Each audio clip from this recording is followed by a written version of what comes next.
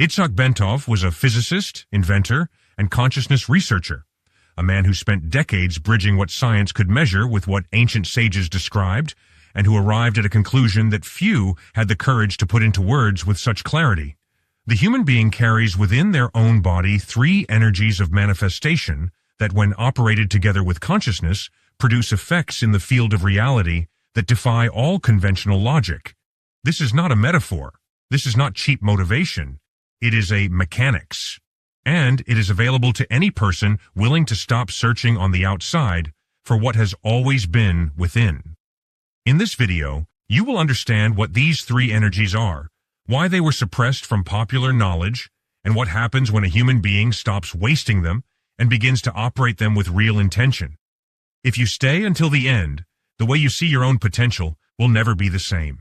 Bentov observed the human being the way an engineer observes a complex system, with attention to detail, with respect for what cannot be seen at first glance, and with an intellectual honesty that prevented him from discarding a discovery simply because it was inconvenient to mainstream thinking.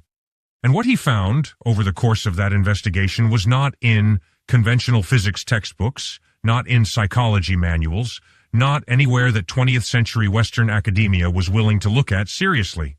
It was in the texts of tantric masters from India, in European alchemical traditions, in the writings of scientists and thinkers who touched that frontier between matter and consciousness and chose to keep what they found, because they knew the world was not yet ready to hear it.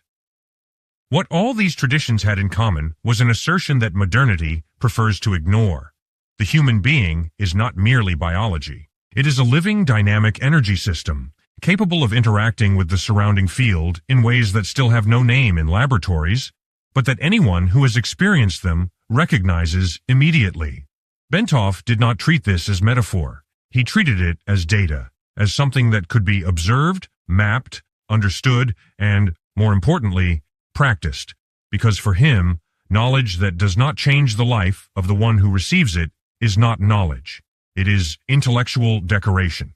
What he realized after years immersed in this investigation, blending hard science with spiritual tradition, is that the reason most people cannot manifest what they desire is not a lack of faith, not a lack of effort, not bad karma, or a lack of worthiness. It is that they are trying to build something without knowing that the human being possesses three distinct layers of energy, three living forces that need to be accessed together, consciously and deliberately, so that what is being built has a real foundation in the invisible field that governs the visible field.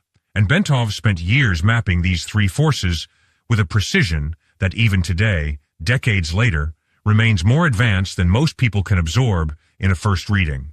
Modern society did not suppress this knowledge because it is dangerous. It suppressed it because a human being who learns to operate these three energies with consciousness stops being small, stops being controlled by the automatic cycle of desire, distraction, and frustration that keeps most people spinning in the same place for decades. Bentov understood this, and he also understood that the first step for anyone to access this power was not a complicated technique, not an elaborate ritual.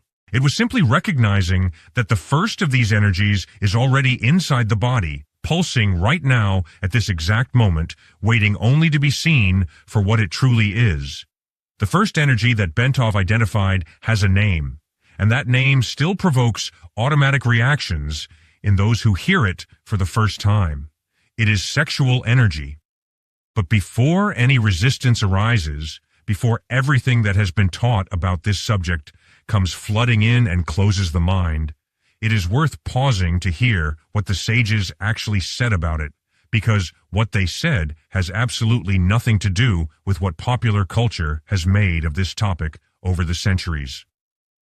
Bentov studied the tantric texts of the Indian tradition with the seriousness of a scientist analyzing laboratory data, and what he found in those records was not eroticism disguised as spirituality. It was a functional, detailed, and surprisingly precise description of how the human body generates energy from a specific center, and of how that energy, when recognized and directed with consciousness, ceases to be merely a biological impulse and transforms into creative fuel of a potency that most people never experience. The masters who developed these traditions called this force Kundalini, an energy that rests at the base of the spine, and that, when awakened with intention, rises through the body's energy centers and expands the human being's capacity to create, perceive, and manifest in ways that defy purely mechanical explanation. Nikola Tesla described states that fit perfectly into this map. He spoke of moments when his greatest inventions did not arrive as the result of linear reasoning, but as a kind of complete vision, a discharge of clarity that came from somewhere the conscious mind did not control. Bentov recognized in these accounts the same mechanics the Tantric masters described. It was not coincidence. It was the same system operating in different bodies, in different eras, without either one knowing about the other. And Napoleon Hill, in the most ignored and least discussed chapter of his most famous work, dedicated entire pages to what he called the transmutation of sexual energy, after identifying that every truly accomplished man he had interviewed throughout his research had developed, each in his own way, a conscious relationship with this force. What Bentov articulated with scientific precision was this. This energy is the same one that brought every human being into existence. It is the primordial impulse behind all creation, and the body generates it continuously, not only in sexual contexts, but as part of its vital functioning. The problem is that in the absence of any education about what to do with it, this energy is spent automatically, without direction, without intention, without the person even realizing they were holding in their hands the most potent fuel the organism produces. It is like having a high-performance engine and using it only in first gear, not because the engine cannot do more, but because no one ever explained that there were other gears. Bentov did not preach abstinence. He did not build a moralistic argument around this topic. What he proposed was something far more sophisticated and far less dramatic than either extreme: attention.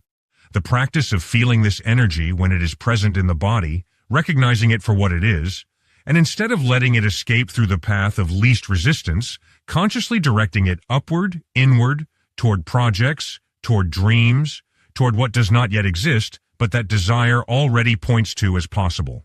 The body responds to this redirection in ways that surprise even those who have read extensively on the subject. The mind becomes sharper. Motivation arises from within instead of needing to be sought outside. The energetic field around the organism stabilizes at a different frequency, more coherent, more receptive to what is being intended. The second energy that Bentov mapped is the one that surprises people most when they hear its name, not because it is unknown, but because it is exactly the opposite. Everyone has heard of it. Everyone has been encouraged to practice it at some point in their life. And that is precisely why most people believe they already know what it is. And that is precisely why most people have never come close to what it can actually do. That energy is gratitude, but not the automatic thank you of someone who was well raised. Not the list-style gratitude, the kind practiced in the morning by writing 3 things to be grateful for in a beautiful notebook and then forgotten until the next day. Bentov spoke of something visceral, felt in the bone, that does not begin in the head and travel down to the chest, but that is born in the chest and rises with a force the mind does not control. To understand what Bentov saw in this energy, one must first understand how he perceived the relationship between the human being and the surrounding field. He described the universe as an ocean of information and frequency, where each human being functions as a transmitter and receiver at the same time. What the body emits, in terms of electromagnetic and energetic frequency, is not contained within the skin. It expands into the surrounding field and interacts with that field in ways that quantum physics is beginning to document, but that spiritual traditions had already been describing for far longer, in different words. And genuine gratitude, the kind that is born from a real perception of abundance in the present moment, emits a frequency that Bentov considered one of the most powerful the human being is capable of generating. The mechanism is more precise than it appears at first glance. Visceral gratitude operates on the nervous system in a way that modern science has already documented quite clearly, reducing stress hormones, placing the heart in a rhythmic coherence that the HeartMath Institute spent decades studying, and creating an internal state that is neurologically incompatible with fear and scarcity. But what Bentov added to this understanding went beyond physiology. He argued that this internal state projects a field that signals to the universe, not metaphorically, but energetically and really, that abundance has already been received, that what is still on its way has already arrived in frequency before arriving in form. And the universe, which responds to frequencies rather than words, begins to reorganize the external field around that instruction. This is the point that popular versions of gratitude never reach. The gratitude Bentov spoke of is not a tool for a good mood. It is not a practice for feeling better on a hard day. It is an energetic state that collapses the distance between what is desired and what is received, because it operates outside the linear logic of time. Gratitude felt now for what has not yet arrived in physical form communicates to the field a certainty that anxious desire can never communicate. Anxious desire emits scarcity. Genuine gratitude emits fullness. And the field responds to the frequency being emitted, not to the intention being declared in words. Bentov observed that the people who lived in a habitual state of real gratitude were not necessarily those who had the most. They were those who had learned to feel what they had as enough for the present moment, without abandoning the desire for what was still to come. That combination, full presence with clear intention, created a magnetic field that he described as one of the most powerful a human being is capable of sustaining in daily life without any elaborate ritual, without any complicated technique, only with the real quality of attention brought to what already exists. The third energy that Bentov identified is meditation, and that may sound too simple to someone who has already read about the subject, who has already tried sitting still for a few minutes and found it too difficult, or who has already given up believing they did not have the right approach. But the meditation Bentov spoke of was not relaxation. It was not a pause in the day. It was a very specific state of consciousness that he spent years investigating, both from a scientific standpoint and from the perspective of the world's oldest contemplative traditions, and what he found in that investigation completely changed how he understood the human potential to interact with the invisible field that governs the visible field. Bentov was fascinated by what happens in the human body during deep states of meditation. He developed physical models to describe how the central nervous system, the heart, and the brain enter into resonance during these states, creating a pattern of vibration that he compared to a communication system of the highest precision. When the body is in constant motion, when the mind is occupied with the uninterrupted flow of thoughts, worries, and external stimuli, that communication system operates with a great deal of noise. The signal exists, but it is being constantly interfered with. Deep meditation for Bentov was the act of reducing that noise until the signal became clean enough to be transmitted and received with real clarity. And what that signal transmits and receives is not trivial. Bentov argued that the human subconscious, that vast layer of the mind operating below conscious perception, which governs the overwhelming majority of a person's behaviors, beliefs, and patterns, only truly opens its doors within the state of deep meditation. During the day, the conscious mind functions as a strict gatekeeper that filters, analyzes, rejects, and modifies nearly everything that tries to enter the deeper layers. But in genuine meditation, that gatekeeper relaxes, and the instructions that reach the subconscious in that state do not need to fight against any resistance. They enter directly, settle into the deepest layers of the being, and begin to reorganize the patterns that determine what the body attracts, what the mind perceives as possible, and what the surrounding field begins to mirror back. For Bentov, this was not an esoteric belief.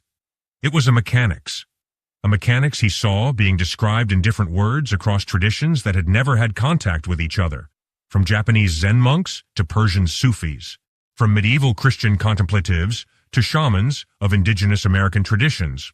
All of them described, in completely distinct vocabularies, the same phenomenon. In deep meditation, the human being accesses a dimension of themselves that the noisy mind cannot touch. A dimension where a dream ceases to be a thought and becomes a frequency. Where intention ceases to be desire and becomes an instruction inscribed in the deepest layers of the being. Most people flee from meditation because in that state, everything that has been repressed begins to surface. The fears that constant motion kept dormant begin to stir. The thoughts that distraction held in suspension appear with an uncomfortable clarity, and the instinctive reaction is to fill that space with anything: the phone, the music, the conversation, the work, anything that prevents that encounter with what lies within. Bentov saw this avoidance as the central obstacle in most people's lives, not because meditation is inherently difficult, but because what was waiting inside it was exactly the material that needed to be faced for real transformation to occur. In Bentov's view, meditation is not rest. It is the state where manifestation is programmed into the deepest layers of the human being. Bentov did not arrive at this understanding all at once.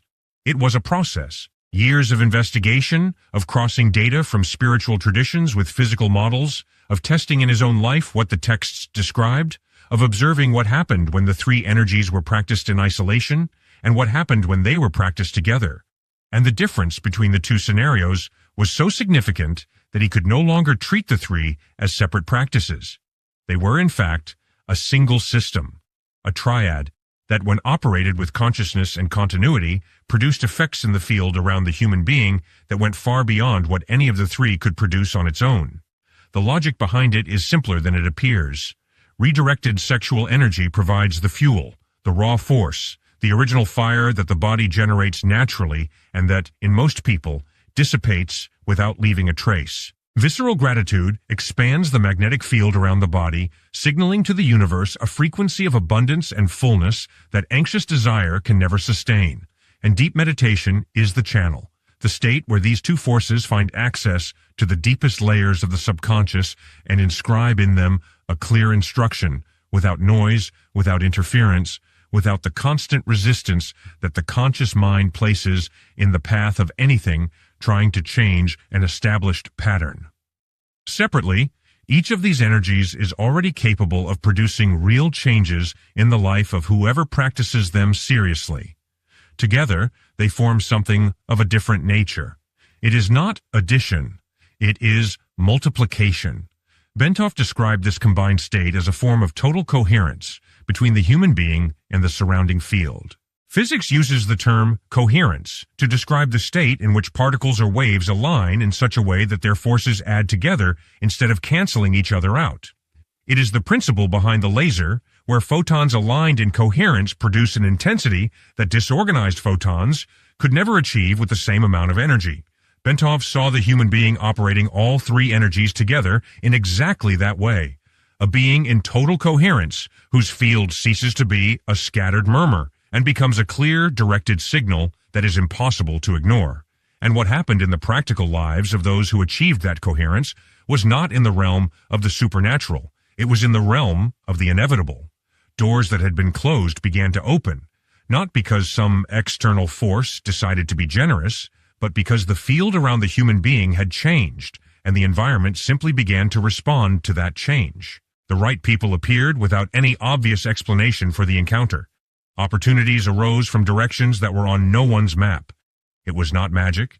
It was the field responding to a transmitter that was finally emitting a clean, sustained signal. Bentov understood that most people never experience this, not because they are incapable, but because no one ever showed them that the three forces need to be operated as a system.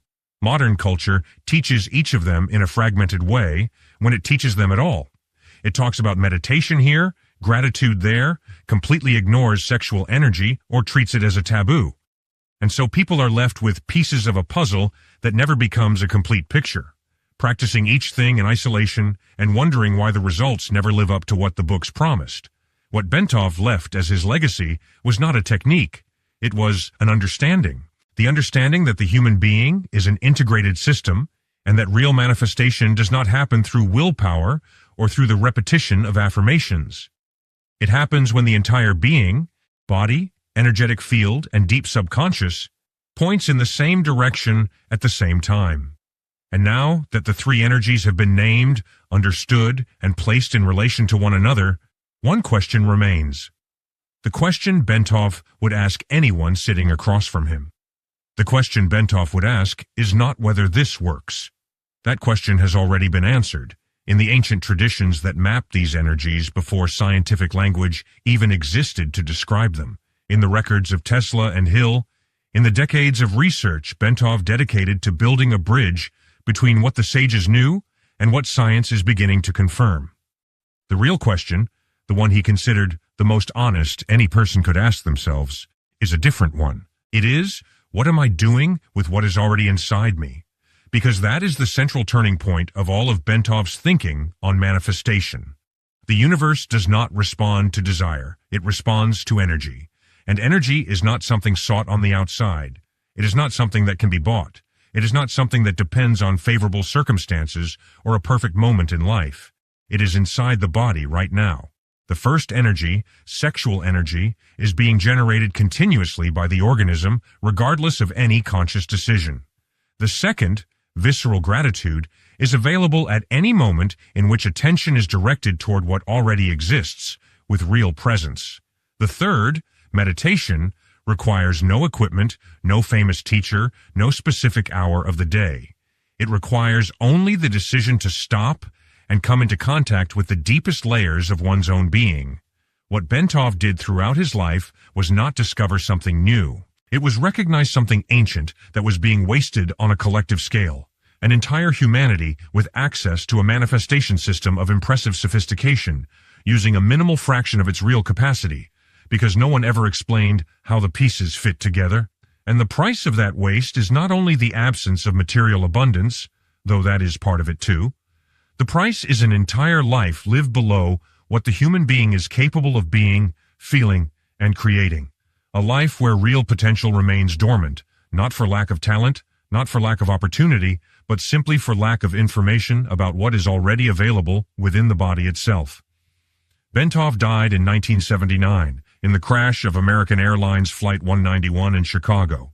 He was 61 years old and still in the middle of his investigation. But what he left behind in writing, in drawings, and in recorded lectures is enough to change the trajectory of any person who takes seriously what he proposed, not as theory, but as daily practice. As a commitment to operating the three energies with consciousness and continuity until coherence between the inner self and the outer field becomes the natural state and not the rare exception. The question is not whether Bentov was right. The question is what happens in the life of the one who decides to test it, the one who stops treating sexual energy as something to be suppressed or wasted and begins to recognize it as fuel, the one who stops practicing gratitude as a routine and begins to feel it as a state, the one who stops avoiding meditation and begins to enter it the way one enters the only place where the subconscious can be reprogrammed without resistance. The question is what happens when all three forces point in the same direction at the same time, sustained with real intention day after day, without the impatience of someone seeking immediate results, and with the certainty of someone who knows the field is already responding before the response appears in visible form. Bentov believed that every human being has access to this, not the enlightened, not the chosen, every human being who breathes and who is willing to stop wasting what has always been within. Before we close, a genuine thank you to every new person who has found this channel. You did not arrive here by accident. Bentov did not leave a complicated method. He left a simple truth.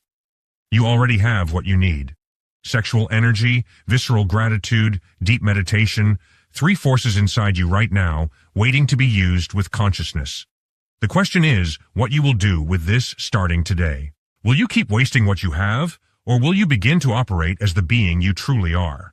Subscribe to the channel and turn on notifications. There is still much more you need to know.